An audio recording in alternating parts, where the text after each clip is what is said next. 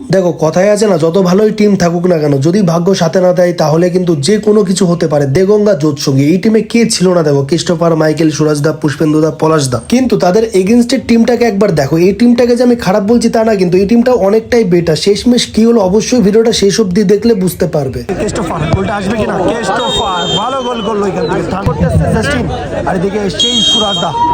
আর দেখবো এখান থেকে জাস্টিন গোলটা করতে পারবে কিনা, জাস্টিন কি গোলটা আসবে।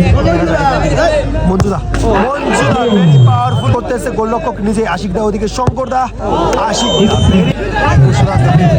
সুরাজদা very powerful shot, last and mega final shot, mega final না, পলাশদা চলে এসেছে পিছনে।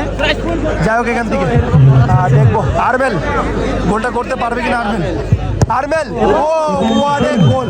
এন্ড এখান থেকে কিন্তু সরাসরি টসের দিকে এগোলো ম্যাচটা, খুব ভালো।